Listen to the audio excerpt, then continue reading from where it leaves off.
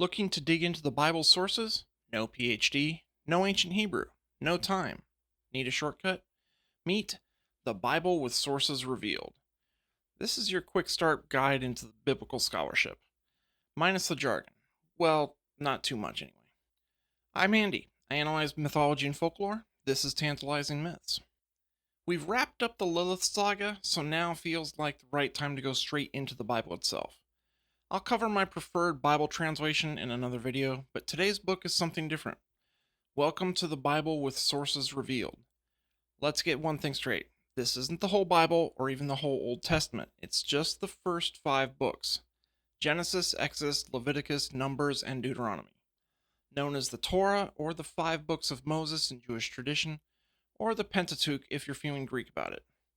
This isn't one of the standard translations either. Biblical scholar Richard Friedman made his own translation, but that's not why I'm recommending it. The real magic? It's in the fonts. No, really, the fonts. Friedman uses color and font style to visually separate the source text within the Torah.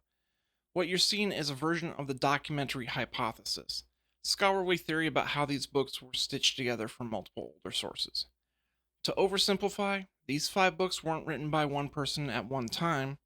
They're a patchwork, oral traditions, written fragments, and the edits layered over generations by scribes, priests, and editors trying to unify diverse materials. If you're a hardcore Bible nerd or linguist, these shifts in voice stand out. But for everyday readers, translation smooths over the cracks. You can't always tell where one source ends and another begins. That's where this book shines.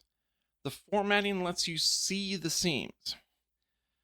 I've got here, first time with a prop.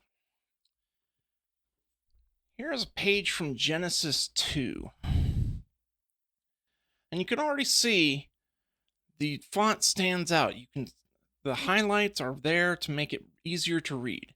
And I chose this section to show you because we've got these interesting injections by the redactor about the word God appearing after the tetragrammaton. Those were injected in later. And there's a lot of other explanatory notes at the bottom of the page, which are really great. So each font and color marks a different narrative thread, and it jumps out now. Note the footnotes. They're great for telling you about these stylistic changes. They're not there to provide translation or historical notes, just that this is a shift that occurs and what might be responsible for that shift. Now, Friedman's take on the hypothesis is not the definitive theory. Scholars still debate the different timelines for the text, but this book is a fantastic visual primer for understanding the core idea, that there are multiple voices behind the Bible. Pair it with your favorite translation, and suddenly you start to notice where the seams lie, where one tradition fades and another takes over, or where another voice interjects itself suddenly, the editorial version of a hit and run. Want to go deeper? The book includes a 24-page essay explaining the evidence and methodology behind identifying each source, but I don't recommend starting there. Instead, check out my video on Bible Big Bang Hypotheses, link below. It's a gentler introduction. And I've linked to Useful Charts breakdown of biblical sources too, which is a more intermediate introduction. Watch those first, then tackle the essay when you're ready. It's broken into digestible sections. Any downsides? Well, yes. The color coding takes some getting used to. Is that blue or green? Wait, is it blue sans or blue highlighted?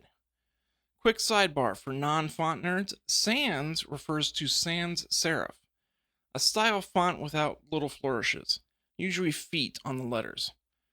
Think Arial. Serif fonts, like Times New Roman, do have those flourishes and feet. They help guide the eye along the line. This has been your font PSA. Anyway, I find myself flipping back to the key constantly. There's a mini guide in the upper corner of each page, like P, R, J, E, R, J, E. But you need to remember that P is Priestley and R, J, E is redactor of J and E. I honestly consider printing a cheat sheet bookmark. I also would have liked more variation in the colors. While I appreciate the choices of blue and green over red, more colors from the palette would make differentiation easier. While I'm at it, since Friedman went to sans font, why not go all the way since people like me have trouble differentiating colors? Still, these are small hurdles. For what it offers, it's well worth it. Bottom line, it's a resource. One I highly recommend adding to your toolbox if you're serious about digging deeper into biblical texts. See you next time on Tantalizing Myths.